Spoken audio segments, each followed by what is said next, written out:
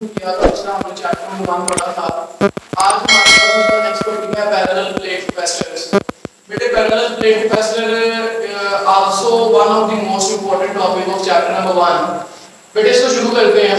इसकी डायग्राम से हम शुरू करते हैं। डायग्राम में हमने दो तीन चीजें बतानी है। एक तो हमारे पास दो पैरेलल प्लेट्स कैपेसिटर्स हैं। इसको हमने वायर्स की मदद से एक सर्किट के अंदर जोड़ा हुआ है। ये मेरे पास सर्किट का पोटेंशियल है और इसको हमने एक स्विच के साथ जोड़ा हुआ है। ये मेरे पास बैटरी है और ये मेरे पास एक स्विच है। देन ये मेरे पास पैरेलल प्लेट्स कैपेसिटर है। बेटे एक चीज यहाँ पे जो सबसे ज्यादा इंपॉर्टेंट है वो मैं आपको बताता चलूं। आपको पता है, मैं पिछले टॉपिक्स में पढ़ा था कैपेसिटर वाले में कि हमारे पास ये जो प्लेट्स है ना, इनके दरमियान का जो मीडियम है वो कोई डाइइलेक्ट्रिक होता है, कोई ऐसा मीडियम होता है जिसको इनके दरमियान में प्लेस किया जाता है ताकि जो इलेक्ट्रिक फील्ड इंटेंसिटी है वो एक साइड से दूसरी साइड पे मूव ना कर पाए। तो अभी जब हमने चार्ज को प्लेस किया था वो इनके दरमियान में जो मीडियम है ना वो वैक्यूम है। तो हमने इसकी कैपेसिटेंस निकालनी है कि पैरेलल प्लेट कैपेसिटर के दरमियान में अगर मीडियम वैक्यूम रखा जाए तो फिर इसकी कैपेसिटेंस क्या होती है। बेटे इसकी कैपेसिटेंस को मालूम करने के लिए हम कैपेसिटेंस का फार्मूला लिखते हैं। यहाँ कैपेसिटेंस का फार्मूला होता है C = Q/B। बेटे इसको मैं इक्वेशन नंबर A का नाम दे रहा हूँ।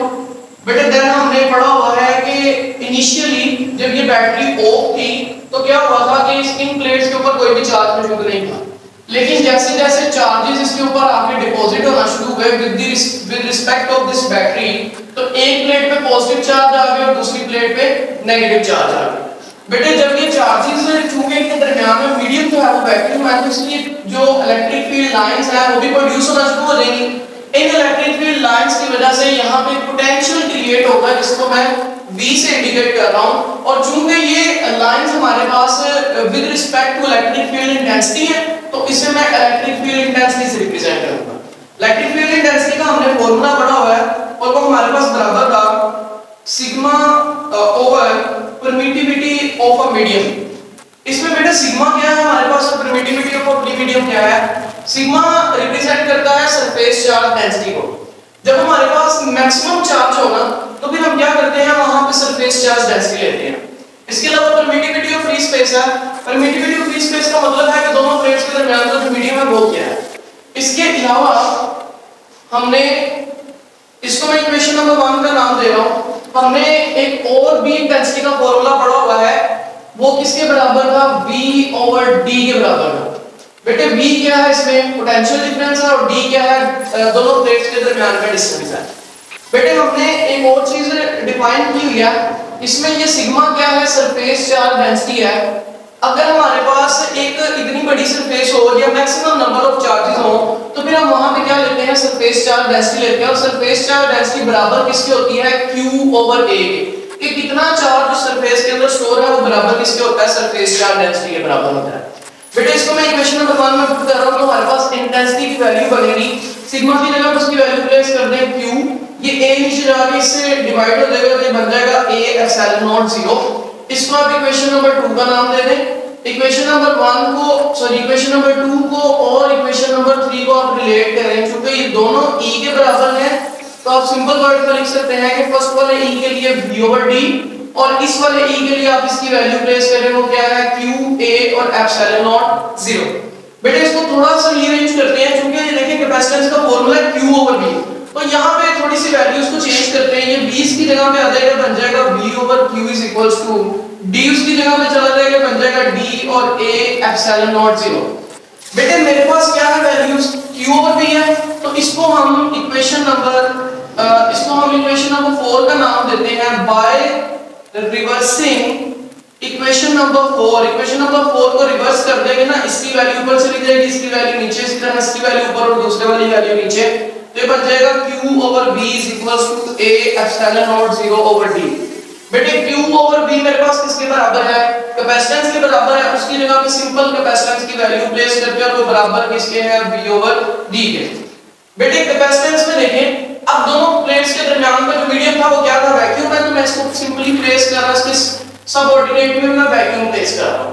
लेकिन अगर क्या हो हमारे पास दो प्लेट्स के दरमियान का मीडियम वैक्यूम ना हो, कोई भी डाइलेक्ट्रिक हो, सच एज कोई भी पेपर ले रहे हैं हम, इसके अलावा कोई भी आप वहां पे वुड का टुकड़ा प्लेस कर दें, तो फिर क्या होगा अगर आपने यहाँ पे कोई भी डाइलेक्ट्रिक प्लेस कर दिया ना, तो ये फॉर्मूला थोड़ा सा चेंज होगा और ये चेंज होके बन जाएगा, चूंकि हमने मीडियम प्लेस कर दिया तो ये मीडियम आ जाएगा, पर ये बराबर होगा a epsilon not 0 epsilon not r over d।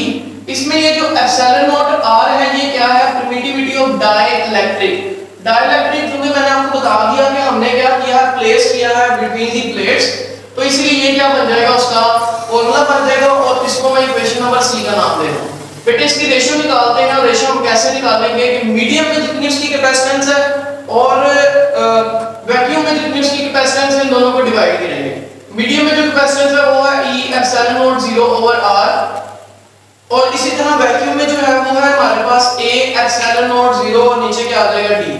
बेटे ये वाली सारी वैल्यूज के साथ कैंसिल हो जाएगी, तो आपके पास जो मीडियम में और वैक्यूम में जो आपके पास वैल्यू बचेगी वो हमारे पास बराबर होगी एप्सिलॉन नॉट r के। एप्सिलॉन नॉट r मैंने जो कि आपको पहले बताया वो क्या है, हमारे पास डाइलेक्ट्रिक की वैल्यू है। बेटे देन हमने इसके क्या पढ़ने हैं, इफेक्ट्स पढ़ने हैं। अब देखें, चूंकि इनिशियली जब हमारे पास इन प्लेट्स के ऊपर कोई भी चार्ज नहीं था, तो देखें कि हम तब हमारे पास कैपेसिटेंस कितनी थी और डाइलेक्ट्रिक प्लेस करने के बाद हमारे पास कैपेसिटेंस कितनी है। बेटे देखिए कैपेसिटेंस जब हमारे पास कोई भी चार्ज नहीं था, मींस कि चार्ज की वैल्यू 0 थी, तो कैपेसिटेंस भी क्या थी, 0 थी। अब देखिए जैसे जैसे चार्ज इंक्रीज होता जा रहा है ना, वैसे वैसे कैपेसिटेंस भी क्या होती जाएगी, इसके साथ साथ आहिस्ता आहिस्ता इंक्रीज होती जाएगी, क्योंकि ये जो बैटरी है इसमें आहिस्ता आहिस्ता क्या करना है, चार्जेस को डिपॉजिट करना शुरू करना है। बट लेकिन क्या हो, अगर हमारे पास दोनों प्लेट्स के दरमियान का जो मीडियम है वो क्या हो, डाइलेक्ट्रिक हो, तो फिर क्या होगा, डाइलेक्ट्रिक की वजह से जो ये इंटेंसिटी है ये कम हो जाएगी, क्योंकि फील्ड लाइंस एक जगह से दूसरी जगह मूव ही नहीं कर पाएंगी, क्योंकि हमने इनके दरमियान में क्या रख दिया, तो मीडियम प्लेस कर दिया। अब क्या होगा कि इन दोनों की वजह से ये जो पोटेंशियल क्रिएट हो रहा है इसकी वैल्यू क्या हो जाएगी, कम हो जाएगी, जिसकी वजह से क्या होगा, कैपेसिटेंस इंक्रीज हो जाएगी।